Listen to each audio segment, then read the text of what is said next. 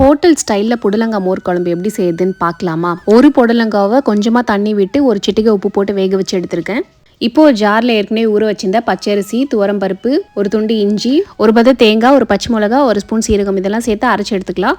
ஒரு கப் தயிரில் கொஞ்சமாக மஞ்சத்தூள் சேர்த்து மிக்ஸ் பண்ணிக்கலாம். நம்ம அரைச்சி வச்சிருந்த அந்த மசாலாவையும் இதில் சேர்த்து நல்லா மிக்ஸ் பண்ணிக்கலாம். இப்போ ஒரு கடாயில் 2 ஸ்பூன் தேங்காய் எண்ணெய் ஊற்றிருக்கேன். கடுகு, உளுந்து, பெருங்காயத்தூள், பொடியா நறுக்கின சின்ன வெங்காயம், கூடவே கருவேப்பிலை சேர்த்து நல்லா வதக்கிக்கலாம். இது கூடவே சின்ன தக்காளி சேர்த்து வதக்கிக்கலாம். இப்போ வேக வச்சிருந்த புடலங்காய், தேவையான அளவு உப்பு, ரெடி பண்ணி வச்சிருந்த தயிர் மிக்ஸ், கொத்தமல்லி இலை இதெல்லாம் சேர்த்து நல்லா கலந்து விட்டுக்கலாம். உங்களுக்கு தேவைப்பட்ட தண்ணி கொஞ்சம் சேர்த்துக்கோங்க. இந்த மாதிரி சைட்ல எல்லாம் கொதி வந்து நடுவில் நொறுக்கட்டிட்டு வரும்போது ஆஃப் பண்ணிடுங்க.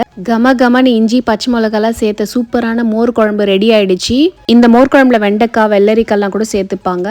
சுட சுட சாதத்தில் இந்த மோர் குழம்பு போட்டு சாப்பிட்டு பாருங்களேன். அதுவும் உருளைக்கிழங்கு வறுவல் வச்சு அல்டிமேட்டாக இருக்கும். இந்த ரெசிபி உங்களுக்கு யூஸ்ஃபுல்லாக தான் லைக் பண்ணுங்கள். இந்த சேனலை சப்ஸ்கிரைப் பண்ணலன்னா சப்ஸ்கிரைப் பண்ணுங்கள்.